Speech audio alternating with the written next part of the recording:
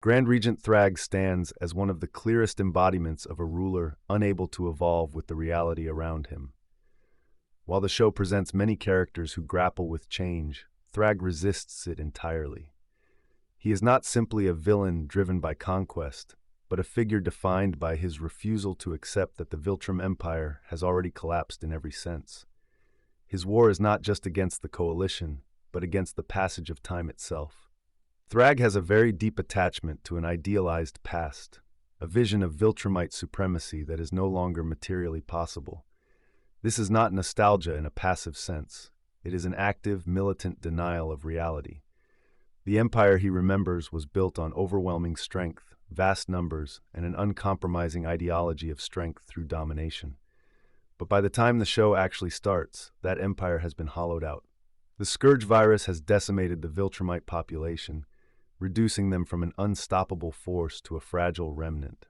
This room once echoed with thousands of voices, all united with the knowledge that the universe belonged to Viltrum. Remember Argall's words. All is ours. Instead of adapting to this new reality, perhaps by embracing coexistence or strategic alliance, Thragg insists on reenacting the old imperial model as if nothing has changed. Two central symbols anchor this delusion: the planet Viltrum and the skull of Argall.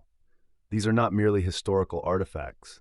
They are, for Thragg, proof that the past still defines the present.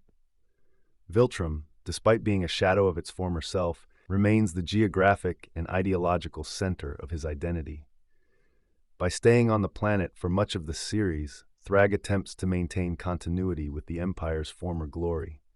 He rules from its surface as though proximity alone can preserve legitimacy, ignoring the fact that the planet has become more graveyard than capital.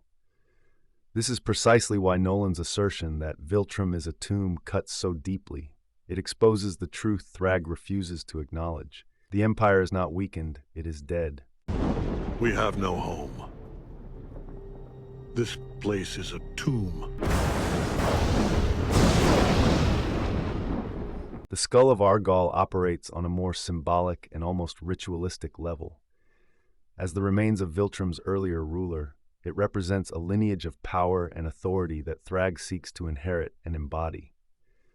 Carrying the skull into battle, especially during the assault on the Coalition's headquarters, is an act loaded with meaning. It is as though Thragg believes that by physically bringing the past with him, he can impose it onto the present. Yet this act also reveals the fragility of his worldview. The skull is not a weapon, it is a relic. Its presence on the battlefield serves no strategic purpose and instead introduces vulnerability. And that is exactly what happens. When the skull is endangered, Thragg prioritizes its safety over total victory, ultimately retreating. This moment is crucial. It demonstrates that preserving the illusion of the past is more important to him than achieving success in the present. If the skull was not there, Thragg would have gone down and won the war. It is long past due for the betrayer to pay for his crimes, and you, Emperor Argall, will finally be avenged. Leave no one alive.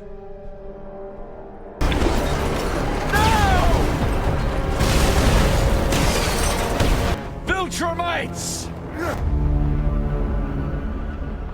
Thragg's interactions with Nolan further illuminate this divide between past and future. Nolan, once a loyal Viltrumite enforcer, undergoes a transformation as he confronts the moral and practical failures of the Empire. He begins to see the possibility of a different path, one that does not rely on domination but on coexistence and change. Thragg, however, interprets this shift as betrayal rather than growth. To him, abandoning the old ways is equivalent to abandoning identity itself. When Nolan calls Viltrum a tomb, he is not merely insulting the planet. He is challenging the very foundation of Thragg's self-concept. And that is why Thragg's furious response, that it is not a tomb and that he will restore Viltrum to its former glory, reveals the depth of his denial. Restoration, in this context, is not a plan grounded in reality, but an act of ideological desperation. This place is a tomb. Viltrum is not a tomb. We will restore it to what it was, and Viltrum will retake its rightful place in the universe. I will not fail you. The destruction of Viltrum marks Nolan's most risky and decisive attempt to sever Thragg from his past. When Mark, Nolan, and Thetis destroy the planet, they are not only eliminating a strategic stronghold, but also dismantling the symbolic core of Viltrumite identity. It is a calculated move designed to force the surviving Viltrumites to confront a new reality. They have no home, no empire, and no choice but to adapt if they wish to survive. Their only option should be surrender. The simultaneous loss of Argall's skull reinforces this rupture, stripping away the last tangible connections to their former glory. For many, such a moment would necessitate transformation. It would demand a rethinking of values, goals, and identity. But Thragg's response is the opposite. Rather than reconsider his approach, he intensifies it. He would rather die than accept surrender or change. The destruction of these symbols does not liberate him from the past. It traps him even more deeply within it.